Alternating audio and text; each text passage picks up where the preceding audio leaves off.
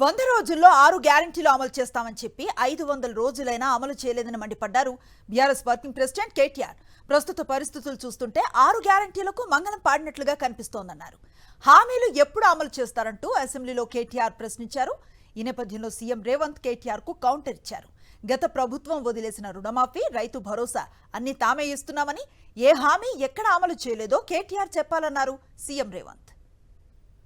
వీళ్ళు అలవిగాని హామీలు ఇచ్చి 6 గ్యారంటీలు 100 రోజులని అఫిడవిట్లు పెట్టి బాండ్ పేపర్లు పెట్టి మొత్తం కలిపి డిక్లరేషన్ల పేరిట 420 హామీలు ఇచ్చి ఈరోజు కేవలం వాటిని ఎగ్గొట్టడానికి 420 ఎన్నికల హామీలను కట్టగట్టి ఏట్లో పారేయడానికి, అదేవిధంగా గ్యారంటీలను గంపగుత్తగా గంగలో కలిపేయడానికి, డిక్లరేషన్లను మూటగట్టి మూసిలో పారేయడానికి ఇవాళ అప్పులు అప్పులు అప్పులు అంటూ సాకులు వెతుకుతున్నారు అధ్యక్ష. ఇది వాస్తవం.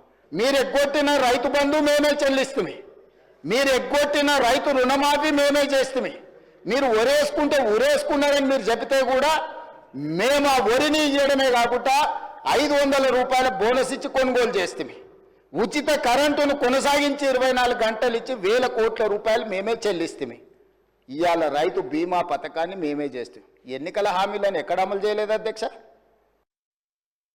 జపాన్లో పదవి కోసం అయిన వారిని AK-47 గన్తో కాల్చి చంపారని, ఆ పరిస్థితులు తెలంగాణలో రాకుండా చూడాలంటూ సీఎం రేవంత్ స్పీకర్ను కోరారు.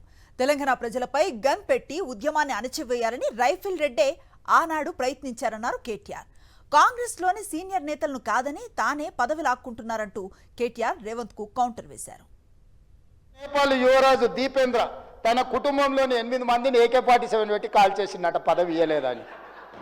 నేపాల్ రాజు వాళ్ళ పిల్లగాడు కుటుంబంలో పదవులు ఇస్తలేరని రాత్రి డిన్నర్కి పిలిచి AK-47 పెట్టి ఇంట్లో వాళ్ళందరినీ AK-47 పెట్టి కాల్ చేసిండట.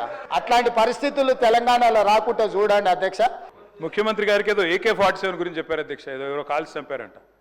అధ్యక్ష, AK-47 గురించి, తుపాకుల గురించి ఆయనకు తెలిసినంత మాకు తెలియదు సార్. ఎందుకంటే తెలంగాణ ప్రజల మీదకి ఉద్యమంలో ఆనాడు తుపాకి తీసుకొని పోయిన రైఫిల్ రెడ్డి ఈయన.